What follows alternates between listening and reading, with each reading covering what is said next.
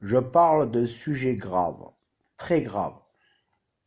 Nous, en France, comme en Europe, nous ne sommes pas préparés à l'apocalypse.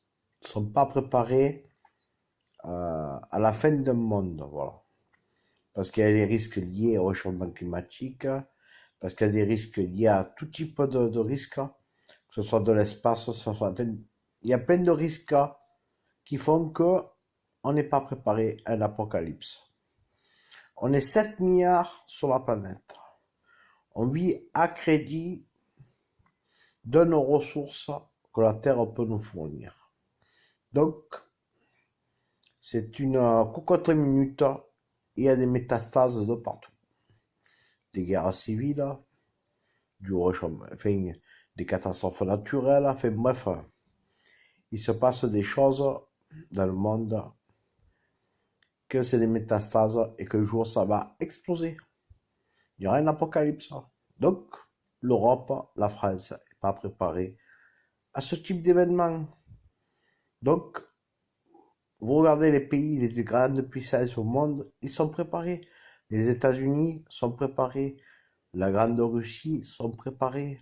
Nous, en Europe, on n'est pas préparés. Ni en France. On est toujours dans le même délire de nos problèmes. Mais la réalité, c'est que faut regarder l'environnement et ce qui se passe.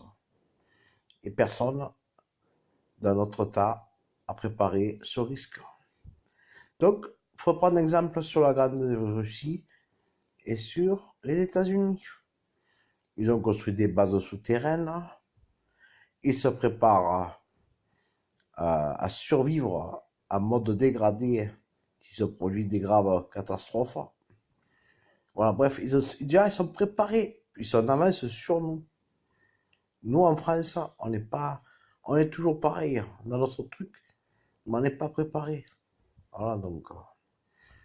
Et le problème en France, c'est que, bon, simplement avec la canicule, les centrales nucléaires, les centrales chimiques, si jamais il y a un incident au niveau des centrales nucléaires, que va-t-il se passer? Ça va faire un effet boomerang. Voilà, donc. Il y aura un effet boomerang. Qu'est-ce qui va se passer? Voilà, donc. Donc, on n'est pas préparé à l'apocalypse. Voilà. Voilà, tout simplement, ça, c'est la réalité en France. Voilà. Et ça, il y a des choses à revoir. Moi, je le dis ouvertement au monde. Voilà. Merci.